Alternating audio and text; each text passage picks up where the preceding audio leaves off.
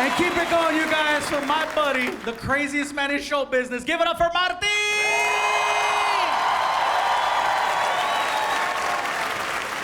Also, you guys feeling okay, man? Yeah! Also, Molly, did they get down earlier or what? Woo! I saw one girl in the back. Awesome!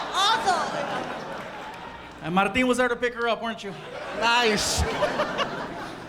Now, one thing is for sure, it is very warm up here. And I noticed that a lot of you guys here in the room are already drinking these slushy drinks that they sell outside. All right, now, let me warn any of the ladies that are drinking the red ones. I know they look like Slurpees, but they're not, okay? What's in those drinks is actually 151 grain alcohol. Be careful. Be careful. When they sell those outside, you guys, seriously, they should have like a disclaimer video that pops up when you order it. Like the girl walks to the bar, you know, I would like to try one of the Slurpee thingies. You know, are you sure? Yes. And then the video pops up. This is not what you think it is. Be very careful. I can handle whatever. Oh, bitch, please. Are you guys ready for a great time tonight?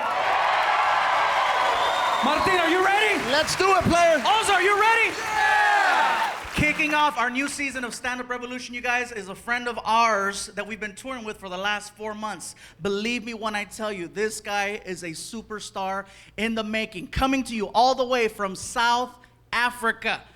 Put your hands together. Show your love for our friend, Mr. Trevor Noah!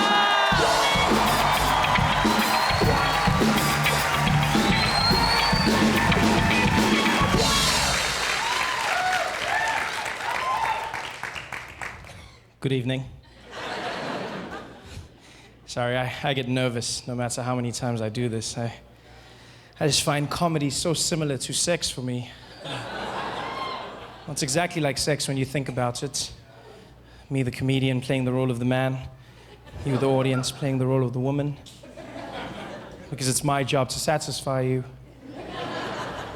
And you just have to sit there.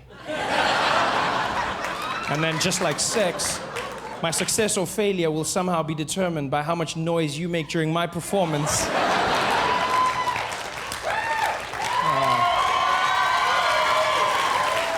You're just faking it now. I'm glad to be here, man. This was my dream. My dream was to come to America, you know? Not for a job or money or anything. I've got a great life back home. I always came here because I wanted one thing, and that is I always wanted to be black. I grew up in South Africa during a time known as apartheid. And for those who don't know, apartheid was a law in the country that made it illegal for black and white people to mix, which was awkward for me because I grew up in a mixed family. Well, with me being the mixed one in the family. My mother's a black woman, South African, and my father's Swiss, from Switzerland. So he was a white man. And, well, he still is. It's not like he changed. I say that like through hard work and determination, he became black. No, that did not happen. And sir, you're fine. I see the white guy going, is that no, it's not possible. You are fine, sir. He's still very white, very white. And so they got together, my parents, black mom, white dad, which was against the law, but they didn't care. They were mavericks, you know? Yeah, my mom was like, woo, I don't care, I want a white man, woo! And my dad was also, well, you know how the Swiss love chocolate, you know? So he was just, he was in there. And so they got together, and they had me, which was illegal. So I was born a crime. Which is something they never thought through, because as a family, we didn't live together normally. Like in the streets, my father had to walk on the other side of the road, and he could just wave at me from far, like a creepy pedophile. So. My mom could walk with me, but if the police showed up, she'd have to let go and act like I wasn't hers every time. Like, woo! Like, it's not mine, it's not mine. Felt like a bag of weed. And one fateful day, you know, because I was never given a race, I was never called black, never called white, I had the privilege of meeting an American, and he said to me, well, you know, Trevor, it's funny you say that, because if you come out to America, they'll label you as black. I said, really? He said, hell yeah. Everybody's black out there. I was like, well, I want to be black. Yeah. I bought myself a plane ticket because I found out it's true. Mixed race people are categorized as black in America. Yeah, the only catch is you have to be successful first. Before that, they call you mixed, achieve success, and you get upgraded to black. All the famous mixed people have done it. Singers like Alicia Keys and Mariah Carey, mixed, but they say black, right? Tiger Woods, mixed, but they say black golfer. The most famous mixed person on the planet, Barack Obama, mixed, half and half, but you say your first black president. When he was running, he was the mixed candidate. Now it seems obvious. People are like, yeah, he won. Back then, nobody believed he would win. I remember comedians dissing him. They'd come up and be like, how many of y'all seen that mixed race fool running for president? Y'all seen that crazy-ass mixed fool?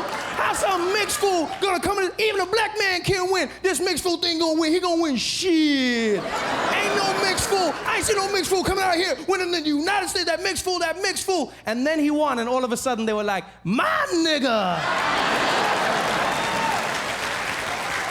So I see. And I wanted black.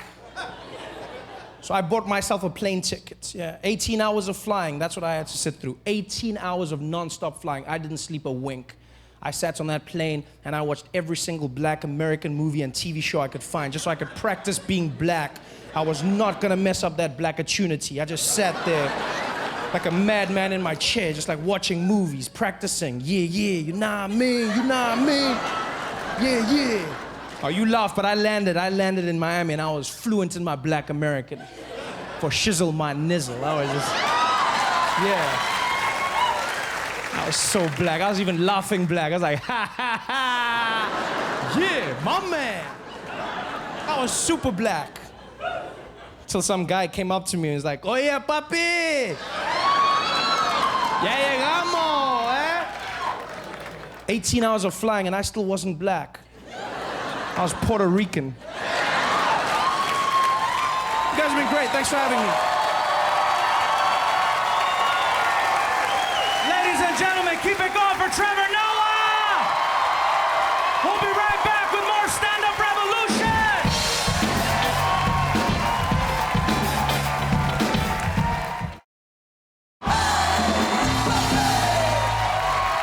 Welcome back to Stand-Up Revolution! Oh my God. What a way to kick off our show, you guys. Our first show with Mr. Trevor Noah. Martin, Trevor Noah. Dude, it was amazing, bro. Did you see the women's response to Trevor? How many ladies find Trevor's accent incredibly sexy? How many of you guys found Trevor Noah's? Really, Ozo? I'm not gonna lie, I'm not gonna hate on him. Wait, ladies, you went crazy for him. I know, he's a good-looking man. I'm not gay, but if we were locked up, hell yeah. Oh, you don't even know. I would tear his ass up to the Lion King soundtrack. A good-looking dude. I gotta tell you guys, Trevor Noah has been on the road with Martin and I for, like I said, the last 4 months, and he's a great friend and a funny man. And any of the stories you guys might have heard about us in the past and the practical jokes, they've all been true, especially when a new guy shows up. You know, Trevor's a cool dude, you guys, but we couldn't wait to have fun with him. So let me tell you a quick story. We were doing a show in a city called Eagle Pass in the state of Texas. Now, got some Tejanos in the house? What's up? You far from home, coño. So anyway, we're doing a show out in Eagle Pass, Texas. Now, I have a friend of mine named Rick Gutierrez, who's also a comic who was on last season, who lives in San Antonio, Texas, which is about an hour or so away from Eagle Pass. He bought a new car and he drove from from San Antonio to Eagle Pass to meet up with us for a show that night. After the show was over, he says, hey man, he goes, you wanna leave a little bit early and we'll take my car and you can drive it and the guys can catch up with us tomorrow in the tour bus. So I'm like, cool, let's take off. So I tell Martin and Trevor and the rest of the guys, I'll see you guys tomorrow night, I'm leaving with Rick. So we get in Rick's car and I get to drive. We head to San Antonio. About 30 minutes into the drive, we start seeing flashing lights on the side of the freeway. And then a big sign that comes up and it says, immigration checkpoint ahead. Okay? Don't worry, this story ends differently. So anyways, I still get nervous. You know, I'm driving and I pull up to the line. And I'm sitting there and I'm just waiting for the officer to say something that's gonna annoy the hell out of me. So I'm just waiting, and here comes the officer, and when he saw me, he said, "Oh, Fluffy!" And when I heard that, in my mind, I was like, I'm not going to jail. He's like, dude, what are you doing here? I said, well, we have a show tomorrow night in San Antonio, and we're just passing through. Where's your tour bus? I said, well, my tour bus is back in Eagle Pass with the other guys. He goes, can we take a picture? I go, what about, cars coming? He goes, there hasn't been a car here in hours. So we get out of the car, we take some pictures with the immigration officer and the dog, We get back inside, and he says, thank you so much for taking the picture with me. I really appreciate it, man. We're just bored right now. I go, really? You guys are bored? Yeah, we're bored. I said, well, my tour bus is going to be passing through here in about 2 hours. And I says, we have a new guy on the bus who's from South Africa, and he's been bragging about his immigration status and how he never has problems with customs or immigration because all of his paperwork is always in order. I'm just saying, if you're bored. Next morning, you guys, I get a text from Trevor, okay? And you see how cool and calm he is. That text sounded mad. I just look at it and it said, you're a dick. I couldn't get to Trevor fast enough to hear the story, right? So Martin and I, we pull up to the theater, and we see Trevor. And he already told me in the car, dude, Trevor's mad. I see Trevor, I'm like, Trevor, you okay? And he just went off. Gabriel, it was insanity, I tell you. It was insanity. They pulled me off the tour bus like I was a common criminal. I wasn't wearing any pants. They took away my passport, my cell phone, all of my money. They stuck me in a jail cell with other criminals. Don't you have anything to say? I said, dude, you said you wanted to be black.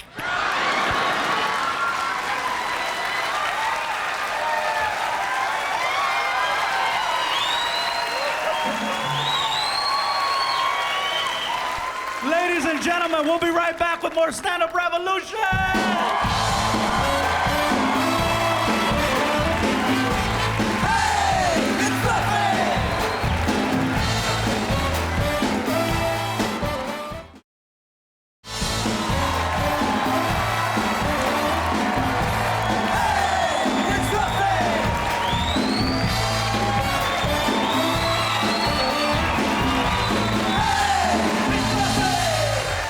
Welcome back to Stand Up Revolution.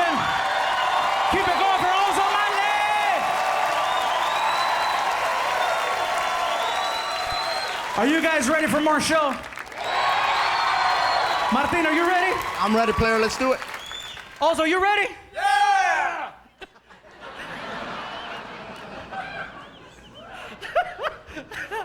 I'm sorry. Why was that funny? I don't know, but it was, right?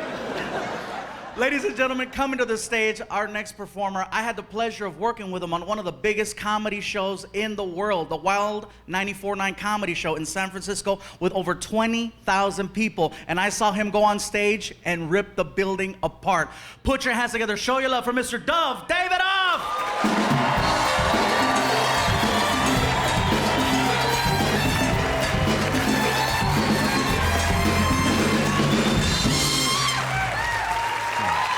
The band, keep it going for the band.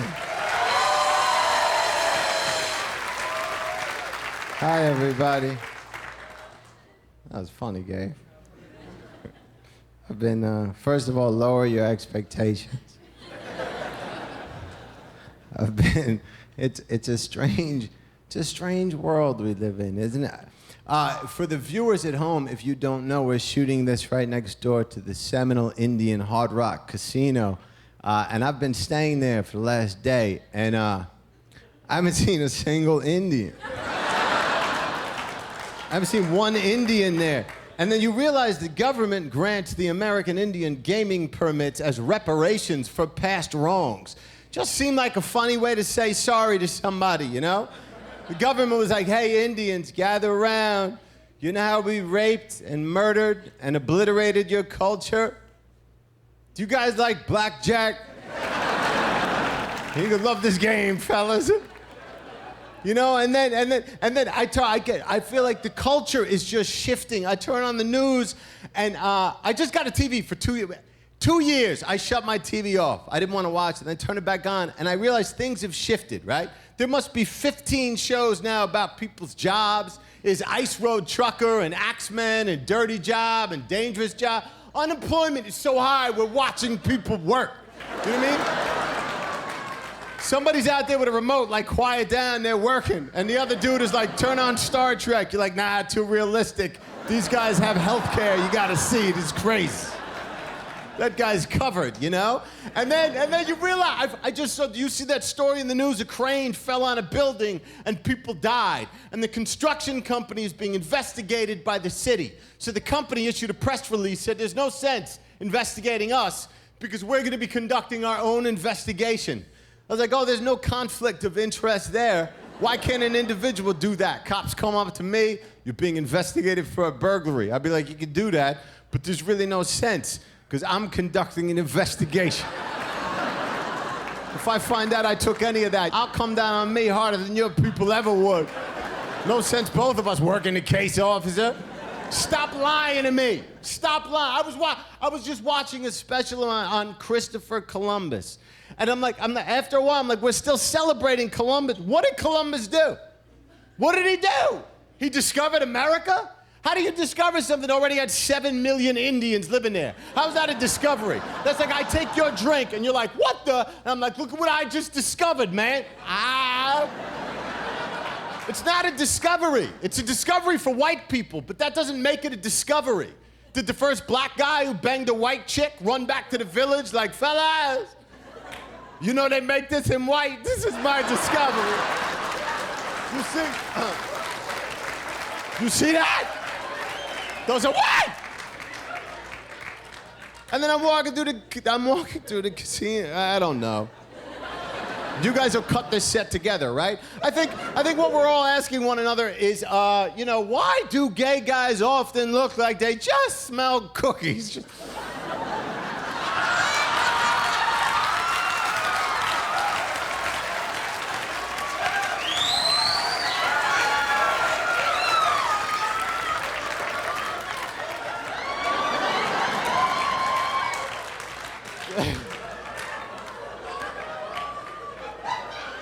Did somebody just make? It's like, no, you're gay, there are no cookies.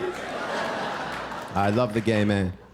I don't know, I was walking around the casino earlier and I saw people with kids. See all these kids walking through. I'm like, could people cool it with the kids? Not everybody has to have a kid. Not everybody. If you're not psychologically outfitted to raise a child, cool it, because you're just burdening everybody else with your issues. I'm walking around this casino and the kids are there looking at a slot machine next to his mother. It's like, must everybody have a kid? Is traffic not bad enough? They're chopping down forests all over the world to make room for more people. You know what I mean? In China, there's limited room for panda bears. I don't want to live in a world without pandas. Every time you have a baby, a panda dies. Cool it with the kids, man.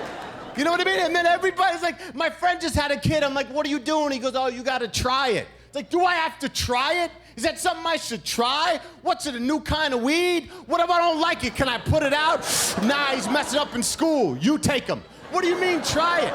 And then everybody goes, oh, I didn't plan on it. I didn't plan on having a kid. I just wish somebody would plan this out once in a while. Nobody ever bought an animal without planning on it. I never been walking home with a horse, and my landlord is like, hey, you live in a one-bedroom. I'll be like, my bad, I didn't plan this purchase out right. Come on, Trigger. I know the elevator's a little small. We're gonna have to fit. I didn't plan it right.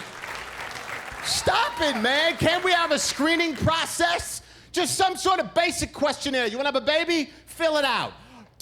Are you a complete screw-up? Yeah? No babies for you, man. No babies. And then everybody's like, how do we define who's a screw-up and who's not? Let's start here. Are you in and out of prison on methamphetamine-related felonies? You are? No babies for you. You know? And by the way, if you take the Bible or the Quran literally, word for word, no babies for you either. And you know who else? If you think Red Lobster is a legitimately good restaurant, I like it too, but no babies for you. It's just that everybody's celebrating. Everybody gets caught. Everybody's celebrating Mother's Day and Father's Day, and that's great. We should celebrate it. That's a hard job. But can we also celebrate a day of self-restraint? A day where somebody just said to themselves, I'm not cut out for this. I'm not gonna burden the world with my issues. Can we have a national pull-out day? Just, Have a good life, everybody. Thank you for listening. Thank you. Thanks, guys. and gentlemen, keep it going for Davidoff. We'll be right back with more Stand Up Revolution.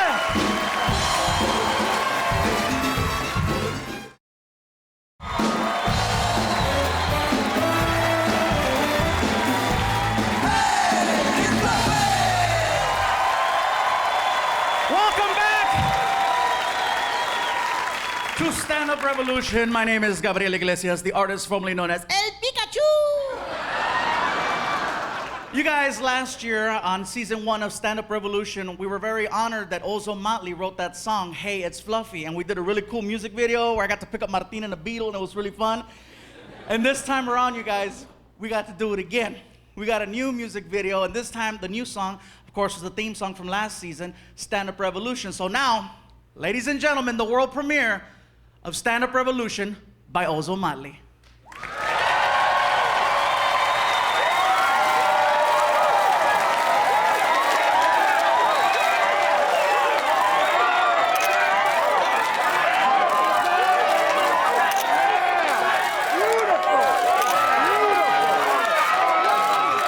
Man, I wish we were inside instead of out here parking cars. Stop dreaming, bro. We got a gang of cars to park. Let's go, man.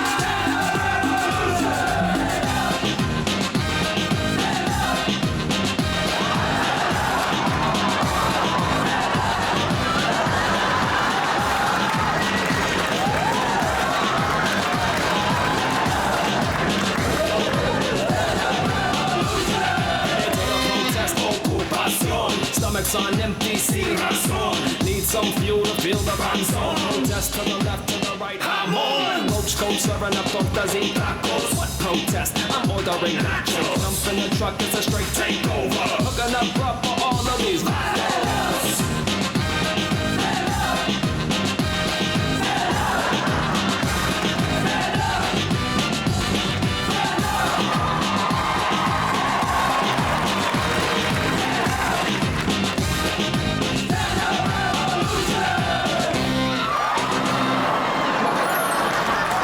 Yo, wake up, bro. Come on, come on, come on. Let's go.